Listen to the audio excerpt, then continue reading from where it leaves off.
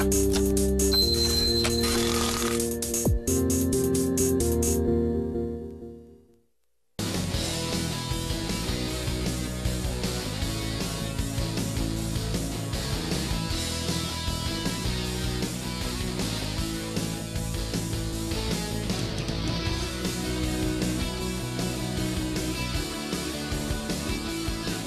안녕하십니까. 고종현입니다.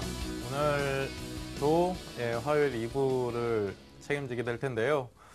어제 시장이 좀 많이 내려왔죠. 그리고 오늘 약세 출발 이후에 양봉 전환을 하면서 상승 마감을 했습니다. 오늘 그 시장 밸류에이션에 대한 얘기들을 좀 말씀을 드릴 건데요. 지난 시간에 우리 강의하면서 배운 내용이 있잖아요. 재무제표에 대한 기본적 분석에 대한 개념. 그런 부분들 좀 짚어가면서 시장을 좀 같이 보는 시간으로 오늘 좀 활용을 해볼 거고요. 옆에 수영 씨 나와주셨습니다. 수영 씨 인사 좀 해주시죠.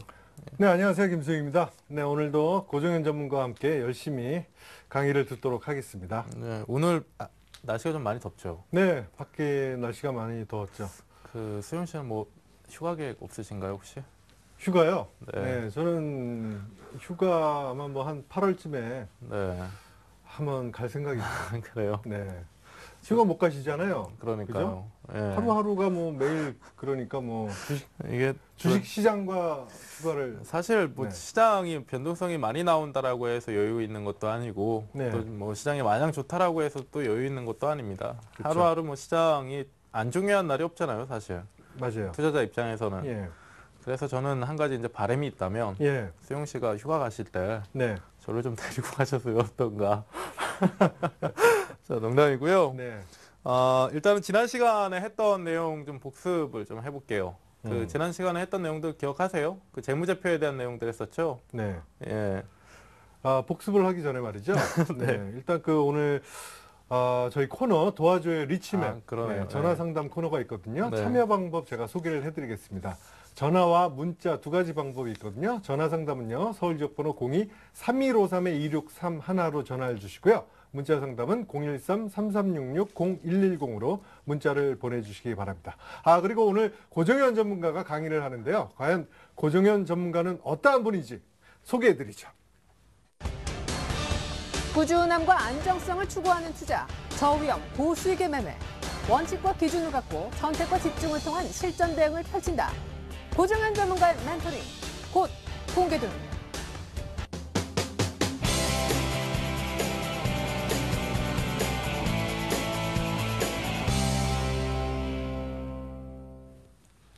예, 뭐 소개를 안 하고 넘어갈 뻔했네요. 그러니까요. 예. 섭섭하죠, 그럼. 저 전화 상담도 이따가 좀 해야 되는데. 네. 예. 그래서 다시 돌아가서요. 복습 기억나세요 혹시? 근데 수영 씨가 제가 느끼기에도 네. 5일 동안 이제 다른 전문가분들 통해서 이제 강의를 들으시다 보니까 네. 강의 내용도 좀 많이 헷갈리고 하실 것 같은데. 그렇죠. 예. 다 개성들이 강하셔서요.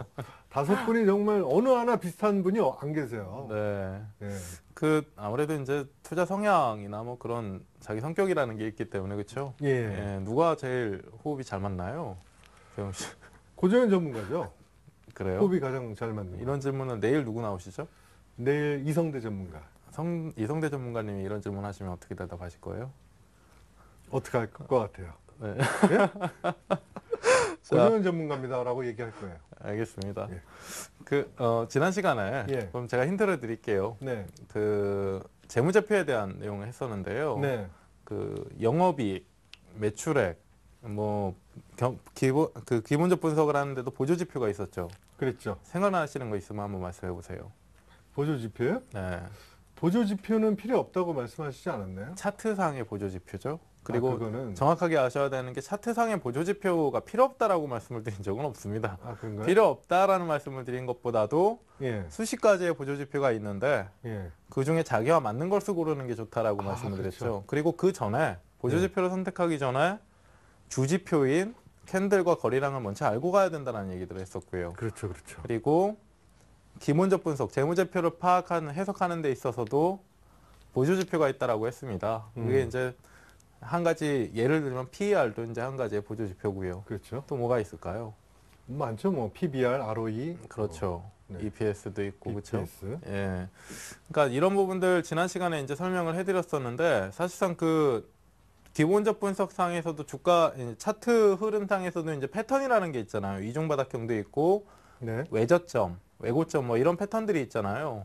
재무제표 역시도 패턴이 있다라고 말씀을 드렸습니다. 말 그대로 뭐 턴어라운드 종목이다라고 한다면 외저점을 형성한 상태에서 기업 실적이 급하게 돌아나가는 것이 이제 한 가지의 패턴이 되는 것이고요. 네. 그리고 기업의 이익이 계속 줄어들다가 기업 이익이 계속 감소를 하고 줄어들다가 돌아나가지 못하고 그러니까 턴어라운드가 뚜렷하지 못한 상태에서 그냥 대바닥을 그려버리는 형태도 있죠. 이것도 하나의 이제 기본적 분석상의 재무제표 패턴이라고 보시면 됩니다. 뭐 이런 내용들을 지난 시간에 했었고요. 지난 시간에 이제 이런 내용들을 하다가 이거죠. 재무제표 해석을 하다가 네. 시간이 부족해서 넘어갔잖아요. 맞아요. 그래서 오늘 나머진 모멘텀의 종류와 시장과 종목을 하면서 최근에 이제 시장 대응하시는데 상당히 좀 까다로우실 텐데 시장 차트, 시장 상황하고 같이 좀 보도록 하겠습니다. 그래서 이제 모멘텀의 종류인데요. 기본적으로 이제 모멘텀이라고 하는 것은 그 영어로 이제 추진력이라는 그 해석을 가지고 있다라고 보시면 됩니다. 근데 일반적으로 이제 증권 시장 안에서의 모멘텀이라고 한다면 뭐 상승의 모멘텀 그것이 이제 한글로 풀어준다라고 하면 상승의 명분이죠. 상승의 이유 그것이 되는 것이고, 그러니까 일반적으로 종목의 모멘텀도 있고 시장의 모멘텀도 있습니다. 근데 모멘텀이라는 것은 무조건 모멘텀이 발휘됐기 때문에 시장이 올랐다라는 식으로 좀 많이 사용을 하기 때문에 모멘텀이라는 게 무조건 좋은 식으로 이제 판단하시는 분들이 계시는데 모멘텀은 하락 모멘텀도 있어요. 하락 모멘텀. 그러니까 모멘텀은 재료이고 재료에는 악재도 있는 반면에 호재도 있죠. 그래서 어제 이제 월요일에 시장이 개파랗고 음봉을 주면서 장중에 이제 강하게 밀리는 흐름이 나왔는데 악재의 모멘텀이었습니다. 스페인의 그렇죠. 구제금융 우려감 그것이 이제 시장의 하락 모멘텀으로 작용을 하면서 시장이 이제 강하게 하락을 했었던 것이고요. 그래서 이 모멘텀이라는 것은 정확히 해석한다라고 했을 때 상당히 중요합니다. 그러니까 지금 현재도 제가 오늘 이 강의를 하면서 시장을 좀 보겠다라고 말씀을 드렸는데, 자, 시장을 간단하게 좀 보시면요. 올해 5월 달에 이제 시장 조정이 들어온 상태에서 5월 달에 시장의 가격 조정이 들어온 상태에서 지금 5월 달과 6월 달과 7월 달 사이에는 기간 조정을 주고 있습니다. 투영 씨도 한번 보시면 가격이 오르고 있나요? 내리고 있나요? 그 아닌가요? 박스권 아닌가요? 횡보죠, 횡보. 예, 횡보죠. 횡보죠. 그러니까 방향성이 없는 거예요. 방향성이 없는 조정은 기간 조정이잖아요. 그렇죠? 시간만을 소비하는 조정. 그러니까 가격 조정이 내려온 상태에서 위아래 방향성이 없는 이유는 또 뭘까요? 위아래 방향성이 없는 거죠. 어디로 튈지 모른다는 거 아닐까요? 왜 어디로 튈지 모를까요? 갈피를 못 잡는 거죠, 투자자들이. 그렇죠. 뭐 내가 주식을 산다라고 했을 때 이유 없이 사진 않잖아요. 저 돈만 씁니다 하고 주식 그냥 밀어넣는 거 아니잖아요. 그렇죠. 돈 없습니다 하고 빼는 거 아니고요. 이유가 있어야 방향성이 나오는 겁니다. 이유가 있어야. 그것이 이제 재료가 없기 때문에, 재료가 부진하기 때문에 시장이 옆으로 그냥 누워버리는 건데, 최근에는 실제로 오늘 시청자분들도 시장 체감을 하기에는 상당히 뭐 좋은 호재거리를 찾고자 하는 것보다도 악재에 민감해져 있기 때문에 불안한 것이 먼저일 거예요. 지금 현재 상황에서는. 근데 시장을 한번 잘 보시면요. 시장이 지금 그냥 수영 씨 한번 보세요. 5월 달에 가격 조정이 2,000포인트부터 1,800포인트까지 내려왔어요. 내려왔고 그 이후에 오늘날까지 옆으로 기고 있잖아요. 어떻게 보이세요? 그냥 아니 유로존이고 뭐 경기 둔하고 그런 거 다 생각하지 마시고요. 이 가격의 변동만 보시면서 생각을 해보시면 어때요? 많이 불안합니까? 불안하진 않은데요? 불안하지도 않고 좋지도 않죠. 그러니까 그거예요. 지금 현재 시청자분들도 알고 가셔야 되는 게, 잠시 후에 제가 기술적으로 이 차트를 좀 풀어드리겠지만 지금 현재 시장 차트를 보시면 불안한 것이 아니라 방향성이 어디 튈 것인가에 대한 지루함이 조금 있을 뿐이지 어디로 튈 것인가에 대한 궁금증이 우선이 돼야 된다는 겁니다.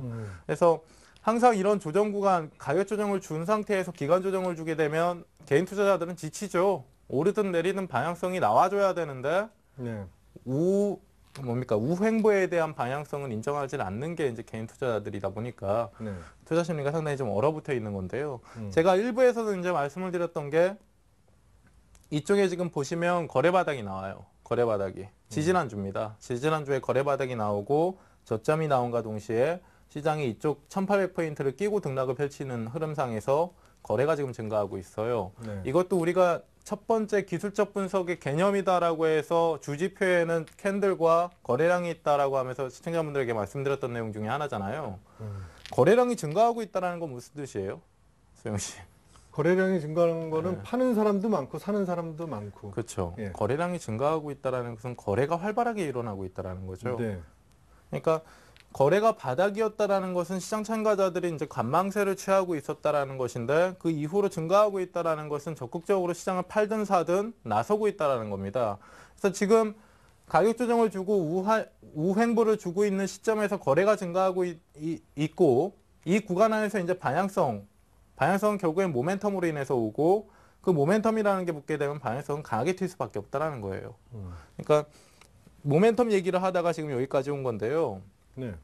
그러니까 제가 이 그 화요일 2부 시간에 시청자분들에게 그 도움을 드리고자 하는 내용들은 실제로 이런 이론상의 내용들은 없습니다.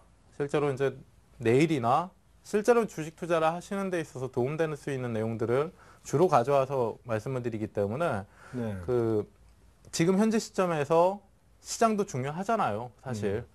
그래서 그 이 오늘 모멘텀 강의를 하면서 지금 현재 시장 위치를 좀 봐보고자라고 하는 거고요.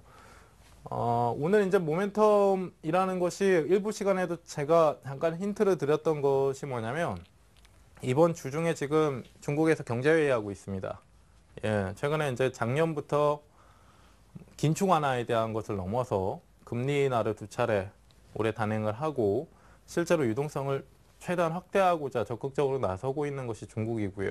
그리고 또 한 가지가 있죠. 우리 시장에서는 지금 어떻게 보면은 유로존에 의해서 시장이 가격 조정을 받은 적은 없습니다. 미국의 신용등급 강등으로 인해서 작년 8월 달에 가격 조정이 왔었죠.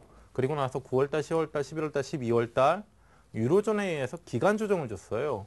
어떻게 보면 방금 전에도 보셨듯이 5월 달 조정이 나오고 나서 5, 6, 7까지 오늘날까지 해서 계속 옆으로 기고 있는 시장입니다. 유로존이 그렇게 불안하다라고 하는데 근데 이것은 유로존 리스크하고 미국하고 따로 볼 만한 내용은 아니죠. 유로존이 어려워지면 미국도 어려워져요.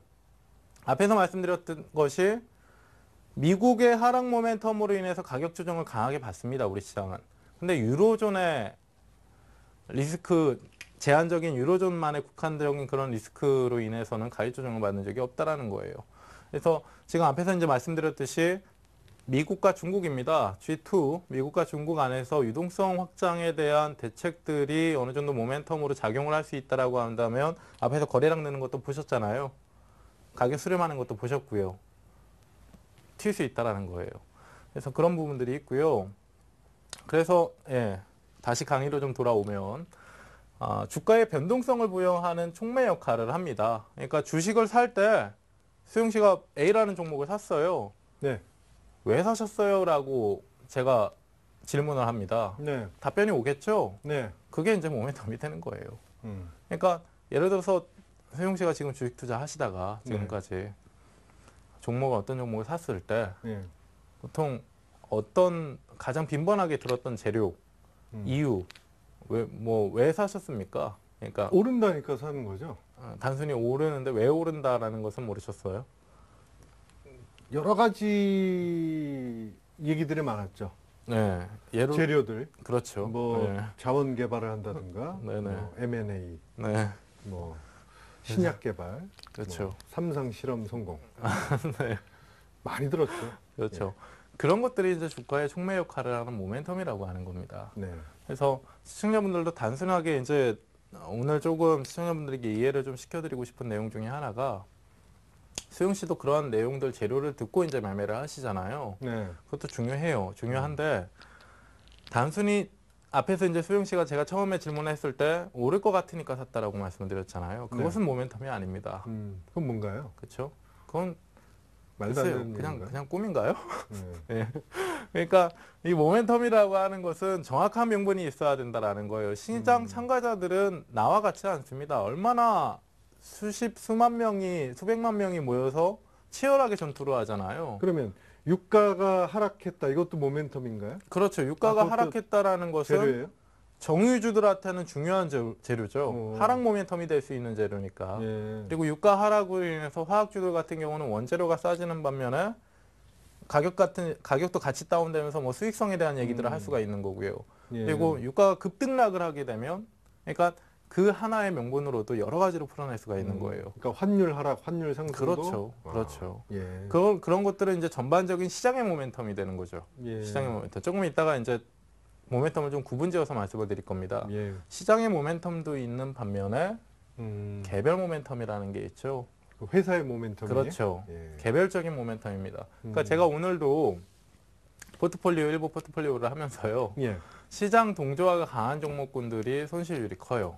그렇죠. 요즘에. 예. 예. 어제 이제 시장이 좀 많이 내려왔다 보니까. 반면에 부강약품이라는 종목을 지난주에 껴가지고 포트폴리오에 편입을 했는데 네. 오늘까지 12% 정도의 수익률이 났습니다. 오. 시장이 아직 바닥인데도. 예. 그러니까 걔는 개별 모멘텀을 가지고 가는 거죠. 예. 시장 시황은 안 좋은데 개별적인 좋은 호재거리 모멘텀이 있다 보니까 혼자 오르는 거예요, 혼자.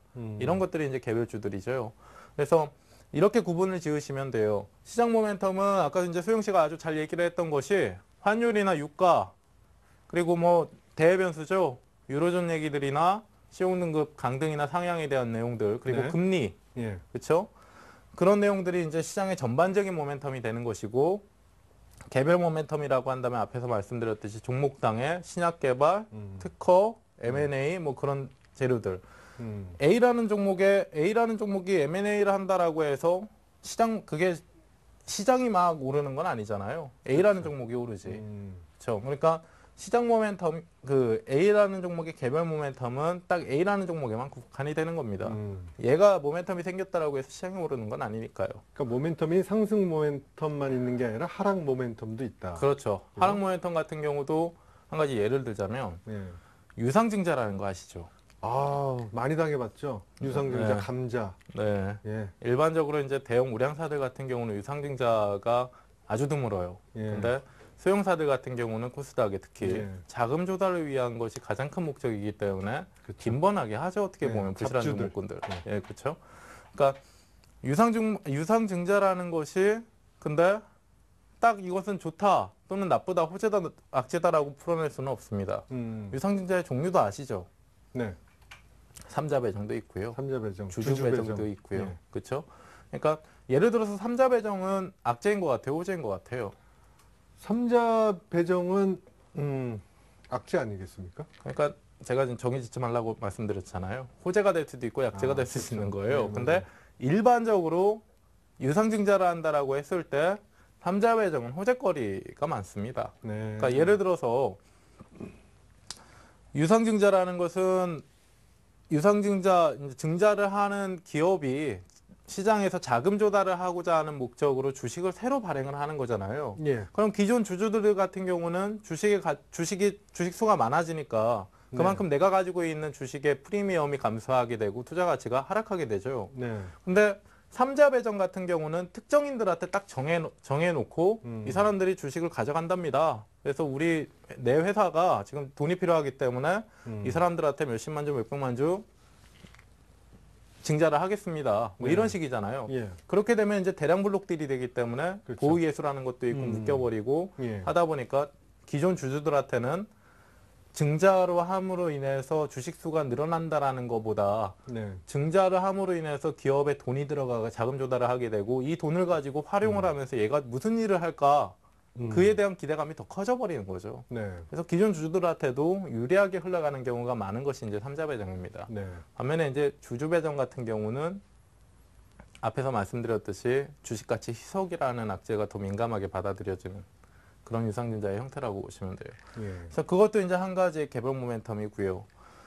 자, 그리고 선반영과 후반영이 중요하다라고 말씀을 드리는데 이것은 제가 이제 그 첫 시간에 기술적 분석의 개념 할 때 살짝 말씀을 드렸던 내용 중에 하나예요. 네. 이것이 이제 그 시청자분들도 아시듯이 아무리 내가 테크니컬리스트, 뭐 차티스트라고 해서 차트만 보고 이렇게 매매해가지고 승률을 높여야지라고 생각하시는 분들은 없으실 겁니다. 요즘만큼이나 시장이 중요한 구간 상황에서는 시장 상황을 좀 두루 살필 줄도 알아야 되고 내재되어 있는 그런 가치, 밸류에이션이나 펀더멘탈에 대한 부분들도 충분히 고려를 해야 되기 때문에 네. 그 기본적 분석과 기술적 분석은 같이 병합을 해서 승률을 좀 높여가야 되는 시기잖아요. 그래서 지금 보시면 선반영적인 측면이나 후반영적인 측면은 간단해요. 선반영이 뭐예요? 혹시? 선반영, 네. 미리 반영됐다는 얘기죠. 그렇죠. 후반영은 주가가? 그렇죠. 후반영은 뭡니까? 후반은 이제 보통 그 실적이 나온 거 보고 그렇죠. 뒤에 반영되는 거죠. 자, 보세요. 그 이해를 돕기 위해서 약간 좀 극단적인 표현을 쓰고자라고 하면 네. A라는 종목인데 동전주입니다. 500원짜리예요. 네. 부실주고 잡주를 떠나서요. 우량주를 네. 떠나서요. 500원짜리가 막 올라가지고 한 5,000원까지 올랐어요. 근데 어느 정도 그 금강원에서도 이상급등을 하게 되면 네. 조회 공시를 요구하잖아요. 그렇죠. 조회 공시를 요구할 때마다 사유 없다, 네. 사유 없다, 사유 없다 하는데도 5,000원까지 올랐습니다. 예. 그리고 나서 공시가 하나 나왔어요. 예를 들어서 예. 뭐 국내 굴지의 모 전자회사가 이 A라는 회사를 인수해 간다더라 네. 라고 했을 경우에 주가 변동은 어떻게 될까요? 뚝 떨어지겠죠, 이제. 그렇죠. 예. 그게 이제 선반영인 거죠. 예. 자, 보십시오, 시청자분들. 시세가 어떠한 재료가 있는 시점까지 그냥 미리 올라가 있는, 아니, 그러니까 가격 자체가 상승이 이미 들어간 상태에서 호재성 뉴스가 하나 딱 튀어나왔어요. 올해 2월달, 3월달 사이에, 삼성전자가 고점을 찍었을 당시, 그러니까 올해 삼성전자가 이제 신고가가 나왔었잖아요. 네. 그 시기에 고점을 갱신했을 그 시기에 재료가 하나 나온 게 있었습니다. 그 전부터 기대감이라는 것이 계속 얘기가 되면서 나왔었는데 기아차하고 삼성전자가 2월달, 3월달까지 계속 상승을 했어요. 4월달까지. 네. 상승을 하면서 얘기가 계속 나왔던 게 갤럭시 시리즈의 신제품, 그리고 기아차는 K9이라는 차종의 라인, 네. 신제품, 이런 것들이 기대감이 있다라고 하면서 계속 올라오다가 정작 이런 신제품들이 발표되는 그 당일부터는 고점을 찍고 하락하기 시작했습니다. 자, 선반영이라는 것은요, 시장 참가자들이 어느 정도 이미 알고 있는 내용들로 인해서 상승을 했다라고 했을 때는 정작 그 뉴스가 나왔을 때는 시장이 거꾸로 갑니다. 종목이 거꾸로 갑니다. 미리 알고 있었다라는 것은 살 사람은 이미 샀다라는 뜻이기도 하죠, 사실. 그래서 물론 잘 올라오다가 뉴스 나오는 시점부터 고점 찍고 이렇게 내려와 버리는 건 아니에요. 잘 올라오다가 뉴스가 나오게 되면 또 뒤따르는 개인 매수세도 있고, 후발주자들 막판에 와가지고 끈물 잡는 사람들 있잖아요. 그 사람들로 인해서 변동은 늘어납니다. 변동은 늘어나나 직전에 이제 올라오고 있었던 이런 상승의 추세는 꺾여버린다는 거예요. 그런 것이 이제 선반영이라고 하는 거죠. 그리고 후반영 같은 경우는 참 개인 투자자분들이 실질적으로 매매를 하시는데 활용하기가 참 어려운데요. 후반영은 그 모멘텀이 반영되는 그 시기부터 종목이 상승을 하든 하락을 하든 움직이기 시작한다는 거예요. 그래서 지금 이 시점상에서 이런 그 후반영적인 측면상에서 약간의 이제 팁을 좀 가지고 시청자분들이 좀 이용할 수 있는 부분들은, 내가 차트라는 그 툴을 이용할 줄 모른다라고 해도 그냥 눈으로 한번 봐주시면 됩니다. 예를 들어서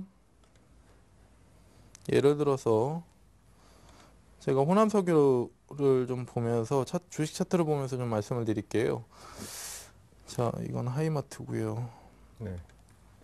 자, 호남석유인데요. 보세요. 예를 들어서 이 호남석유라는 종목이 실적이 좋다 하면서 계속 올라오던 시기가 있었습니다. 이렇게 한번 보시면요. 네. 자, 이쪽 한번 보세요. 11만 원부터 자, 11만 원부터 네. 47만 원까지 위쪽으로 올라오는데 보시면 계속 완만하게 저점하고 고점이 높아가면서 계속 올라오잖아요. 근데 이 시기에는 실적이 좋다 사상 최대다 뭐다 해가지고 계속 올라왔단 말이에요. 그러니까 올라온 시점에서 그 호남석유의 작년 8월 직전에 시장 고점 나올 당시에 그 당시 그 가격 조정이 나오기 직전에 그 당시에 이제 사상 최대의 실적이다 뭐다 하면서 얘기들이 나온과 동시에 시장 국가지면서 같이 내려오긴 했는데 이것도 어느 정도 그 차트를 보게 되면 이미 올라온 폭이 보이잖아요. 이미 올라온 상승한 폭이 보이잖아요. 상승한 폭이. 네. 그래서 상승한 폭이 보인 상태에서는 아무리 좋은 재료가 나와봤자 이미 살 사람들은 사면서 올라왔기 때문에 주식이라는 것은 왜 올라가나요? 주식이요? 예. 왜 사는 사람이 많으니까 올라가죠. 그렇죠. 예. 그만큼 사는 사람들이 많으면서 그 기대감을 한 몸에 받았다라는 겁니다. 그것이 이제 선반영이라고 하는 거죠. 그러니까 그렇게 좀 이해를 하시면 되고요. 최근에 이제 뒤집어서 생각을 하면 상수 쪽만 계속 말씀을 드리는데 뒤집어서 생각을 하면 최근입니다. 올해 2월 달인데요. 올해 2월 달 40만 원 정도까지의 반등 고가를 확인을 하고 주가가 다시 23만 원 정도까지 반토막이 났어요. 반토막이 났는데 얘는 어제 실적 발표했습니다. 2분기 실적. 네. 적자 전환으로. 예. 어닝 쇼크였거든요. 그렇죠. 올해 2월 달부터 5월 달까지 40만 원짜리가 20만 원까지 하락을 했던 이유는 또 뭘까요? 40만 원. 이익이 안 좋을 것이다라는 전망들이었거든요. 그렇죠. 전망들, 예. 우려감. 예. 그것이 선반영된 측면상에서는 어제 발표를 했다라고 해도 얘가 더 내려올 명분이 없는 겁니다. 이전에 2분기 실적이 발표가 됐기 때문에 3분기를 봐야 되는 시점이죠.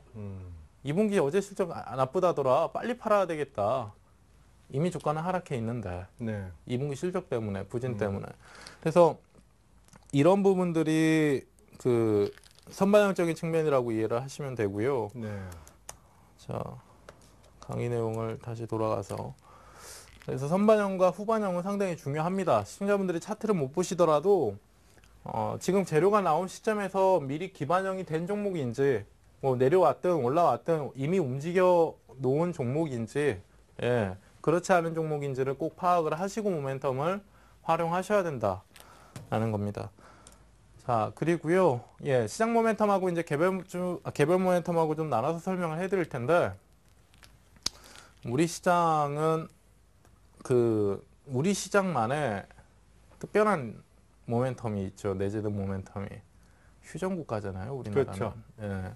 그래서 대북 관련된 그 리스크 이것도 이제 하나의 악재성 모멘텀이 되겠죠. 저번 주에 한번 그런 일이 있었죠. 12시에 북한에서 뭐 발표한다고 했을 때. 아, 그렇죠. 요동쳤잖아요. 그날 오전에. 잘 기억하시네요. 예. 근데 결론은 아무것도 아니었죠. 그렇죠. 예. 근데 당시에도 이제 고객분들이 그걸 보면서요. 제가 이제 오전에 그 뉴스가 나오기 전에 한 5분 전에 먼저 그 내용을 받았어요. 그래서 아니 오늘 12시에 뭐 한답니다. 예. 그 당시에 이제 시장에 잠깐 출렁이는 모습이 나왔는데 네. 정작 12시에 발표했던 것은 아무것도 아니었죠. 그렇죠. 근데 원수 칭호. 예. 네. 12시까지는 긴장감을 가지고 계속 봤단 말이에요. 그렇죠. 그러니까 그것이 이제 우리 시장만의 약간 좀 특별한 리스크 중에 하나인 지정학적 리스크라고 하는 겁니다. 네. 근데 그 시청자분들도 아시듯이 대북 관련 리스크 같은 경우는 시장에서 참 예측하기가 힘들죠. 사실상 불가능하다라고 보시면 될 것 같은데 항상 그렇기 때문에 예측 불가능한 리스크이기 때문에 시장은 항상 그 시점에서 유동을 쳐요. 미리 유동을 치는 게 아니라. 네. 그럼 얘는 적어도 선반영은 없죠. 지정학적 리스크 중에 대북 관련 리스크라고 한다면 선반영이 없죠. 그리고 그 지정학적 리스크라는 것이 이제 시장 모멘텀이라고 하는 것은 자, 지정학적 리스크 중에서도 대북 관련 리스크나 중동 리스크가 있는데 얘네 둘 다 시장 모멘텀이기도 하면서 종목군들의 개별적인 모멘텀이기도 합니다. 만약에 북한이 미사일 실험을 했다라고 하면 시장은 어떻게 되나요? 시장이 뚝 떨어지겠죠. 시장은 밑으로 출렁이죠. 예. 하락 모멘텀을 받으면서. 예. 근데 대북 관련 리스크가 발발하게 되면 오르는 종목군들도 있잖아요. 방산주들이 오르겠죠. 그렇죠. 예. 방산주들이 급등을 하면서 상한가에 붙여버립니다. 예. 그것이 걔네들한테는 가장 큰 호재 모멘텀이 될 수가 있는 거죠. 종목의 개별 모멘텀이 될 수가 있는 거죠. 네. 그리고 중동 리스크 같은 경우는 작년 2월 달에 이제 대표적이죠. 작년 2월 달에 중동 리스크가 발발을 했는데 예. 당시에 이제 중동 리스크에 의해서 우리 시장은 조정을 받았어요. 근데 중동 리스크에 의해서 수혜를 받은 업종이 있죠. 중동은 건설 아닌가요? 아니죠.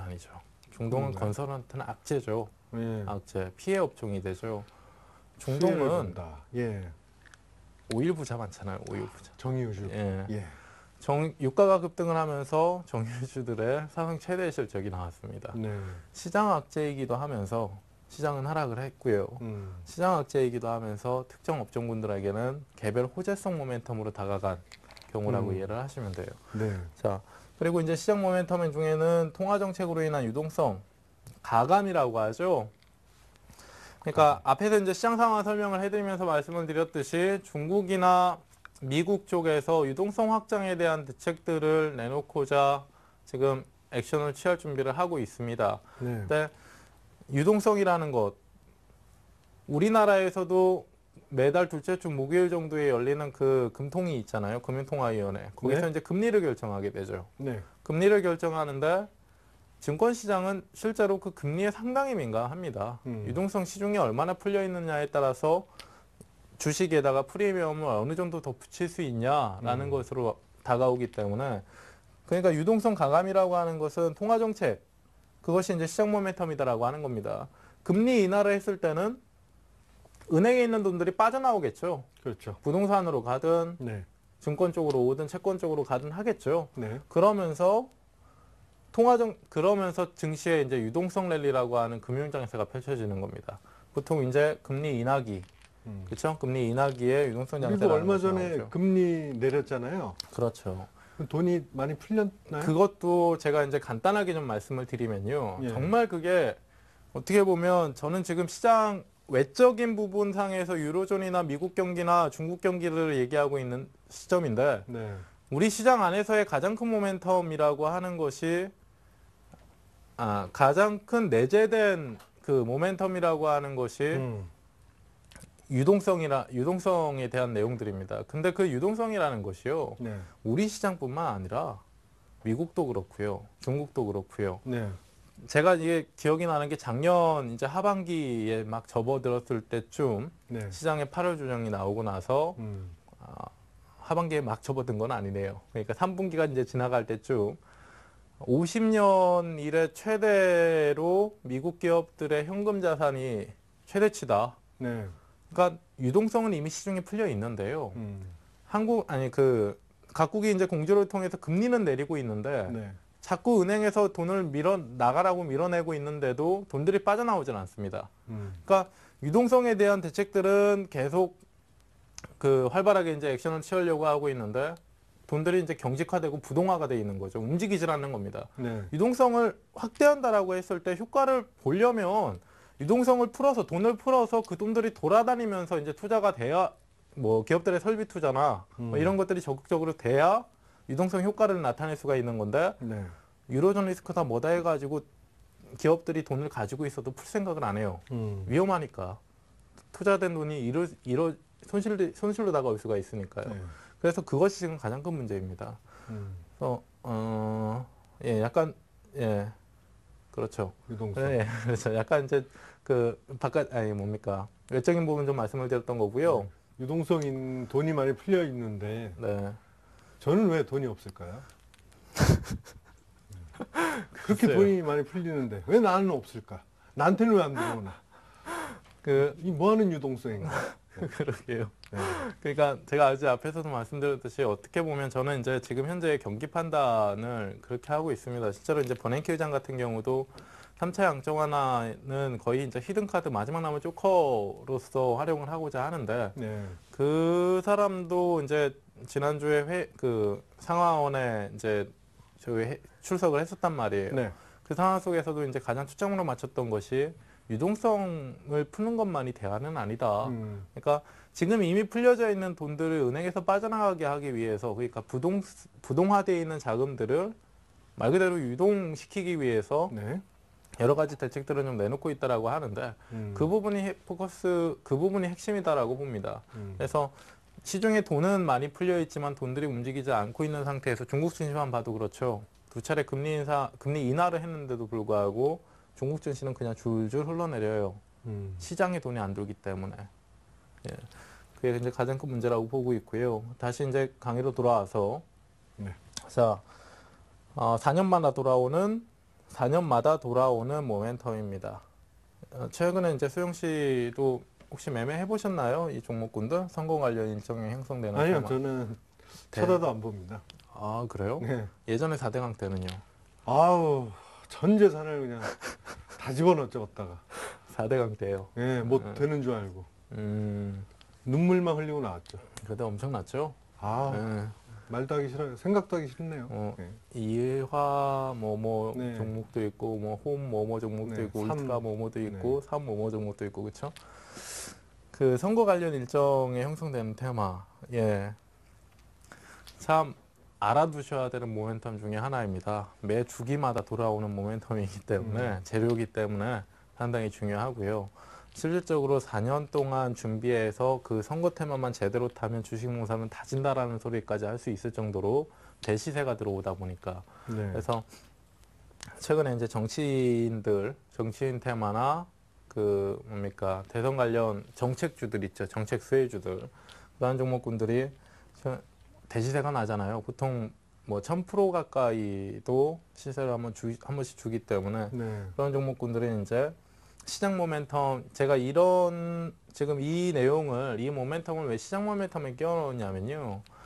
워낙 큰 시총을 가지고 여러 종목군들이 뭉쳐서 움직이기 때문에 코스닥 지수에 상당히 밀접한 관련이 있습니다. 네. 이 테마 종목군들은. 그래서 시장 모멘텀으로 좀 껴서 보는 거고요. 실질적으로 선거나 정치인이나 관련 없는 종목군들은 얘네들이 움직이면서 코스닥 지수가 올라간다라고 해도 관련이 없는 애들은 안 움직여요. 그렇다라고 하면 이것은 애매한 거죠. 또 시장 모멘텀이기도 하면서 개별주 모멘텀이기도 합니다. 근데 워낙에 이제 시총 자체가 큰 종목군, 점차 커지는 종목군들이 여러 종목이 뭉쳐서 다니기 때문에 선거 테마는 4년 주기로 돌아오면서 코스닥 시장을 한 번씩 흔들어 놉니다. 그래서 이제 시장 모멘텀으로 좀 잡아놨던 거고요. 아니 뭐 금감원이라 그러나요? 네네. 금감원에서 뭐 테마주는 단속을 하겠다. 네. 강력하게 뭐 뿌리를 뽑아버리겠다. 근데 뭐 여전히 뭐 테마주들이 움직이잖아요. 제 경험, 뭐 언제 뿌리 뽑는 제 거예요? 경험으로는요. 네. 예. 제가 이제 말씀드렸잖아요. 4년마다 주기로 돌아오는 선거 테마입니다. 네. 예. 그 시기마다 그런 내용들은 나왔어요. 예. 근데 늘 있죠. 그죠? 예, 보통 그렇더라고요. 예. 자, 그래서 이제 개별 모멘텀, 다음은 이제 개별 모멘텀인데요. 시간이 좀 많이 남았나요, 우리? 네. 많이 남지는 않았어요. 많이 안 남았나요? 예. 자, 개별 모멘텀입니다. 오늘도 이 내용 다 못하면 다음 주 넘어가기 싫어서요. 빨리빨리 좀 해볼게요. 네. 자, 개별 모멘텀은 이제 종목만의 모멘텀이 되는 거죠. 시장이 올라가든 내려가든 이런 개별 모멘텀이 종목에 반영이 되게 되면 그 종목은 가는 갈 길을 갑니다. 그래서 앞에서 말씀드렸던 유무상 증자, 예, 그와 반대되는 감자, 그리고 M&A 인수합병, 신기술 개발, 뭐 특허나 신사업 진출 뭐 이런 내용들이죠. 그리고 외자유치는 최근에 이제 그 재료성이 좀 많이 줄어든 재료고요. 그리고 자산 재평가 같은 경우도 사이클이라는 게 한번 있어요. 자산주들이 가만히 있고 시장 소외를 받고 있다가 정말 얇은 작은 거래량으로 한 몇백 프로가 가는 그런 시기가 있습니다. 자산주들이 이제 부각을 받으면서. 그리고 우회상장은 이제 백도어식으로 이제 들어오는 이름 바꿔가지고 그렇죠? 네. 그리고 신사업 진출 앞에서 말씀드렸고 대규모 공급 계약 같은 경우는 중소형주들뿐만 아니라 대형사들한테도 대규모 공급 계약은 상당히 좀 중요하죠. 그래서 이 대규모 공급 계약으로 인해서 시장에 영향을 받기도 합니다. 실제로 예전에 이제 2007년도 같은 경우는 소위 이제 굴뚝주라고 하는 조선이나 철강 종목군들의 실적 그리고 조선업종에 특히나 조선업종 같은 경우는 뭐 대규모 수주를 했다. 정말 큰 건수를 수주했다라는 것 하나 때문에 조선주 애들이 7, 8%씩 막 급등을 하면서 시장에 영향을 주고 시장이 조선주 때문에 올라가는 그런 형태가 나왔었단 말이에요. 그래서 이런 것들은 대규모 공급 계약과 같은 수주 내용들과 같은 경우는 그 대형사들도 중요한 내용입니다. 그리고 노사분규는 최근에 이제 현대기아차 자동차 쪽에 파업 얘기 계속 나오고 있잖아요. 네. 2차 파업 같은 얘기도 나오고 있죠. 그래서 이제 그 노사분규로 인해서 공장이 멈춰지게 되면 그만큼 생산성이 떨어지게 되고 수익성이 악화가 됩니다. 그래서 그런 부분들도 체크를 하셔야 되는 거고요. 그리고 주요 주주들의 주식 변동은 보통 대형사들 같은 경우는 그 주요 주주가 지분을 매각했을 때 보통 장내에서 파는 게 아니라 블록딜러 형태로 어떤 이해관계에 의해서 이제 넘어가잖아요. 그런 그런 것들은 이제 해석하기 나름인 것이고 좋다 나쁘다 얘기할 수가 없는 겁니다. 근데 개별주들 같은 경우는 막 상한가 치고 올라가다가 최대 주주가 몇 프로의 주분을 장내에서 매도했다 뭐 이런 내용들 나오잖아요. 그런 내용들은 개별주한테는 상당히 중요합니다. 장내 매도는 물량 부담을 느끼고 그것보다도 더 악재가 되는 것이 심리적으로 최대 주주가 주인이 팔았다라는데 일반 개인 투자자들 같은 경우는 내가 이걸 사야 되나 말아야 되는 고민을 기본적으로 하겠죠. 네. 그래서 그런 부분들이 중요한 것이고요. 이런 모멘텀들을 이제 앞에서 좀 살펴봤는데요. 모멘텀이라는 건 이렇게 이해를 하시면 됩니다, 시청자분들. 주식이 상승하고 하락하는 것은 참여자들이 사고 팔기 때문에 상승하고 하락하는 건데 왜 사고 파냐, 왜 사냐, 왜 파냐라고 했을 때 이유는 뭐다라고 내놓는 게 이제 모멘텀이라고 하는 거고요. 앞에서 말씀드렸듯이 실전 투자를 하는 데 있어서 모멘텀이 중요한 것은 모멘텀을 이용하시려면 선반영과 후반영, 기반영과 후반영에 대한 내용들을 꼭 확인을 하셔야 된다. 가장 쉽게 확인할 수 있는 게 차트를 내가 해석하지 못하더라도 현재 주가 추이를 한눈에 볼 수 있는 게 기술적인 차트이기 때문에 그냥 눈으로 한번 봐주시면 된다라고 말씀을 드렸고요. 그리고 기본적인 분석 또한 재무제표, 지난 시간에 했던 재무제표, 이 표 안에 영업이익도 있고 매출도 있고 뭐 잉여현금도 있고 많습니다. 부채 비율도 있고 많습니다. 그렇죠? 절대적인 적정 가치, 적정 주가라는 게 나와요. 이 표를 해석하면 얘는 10,000원짜리다 라는 게 나옵니다.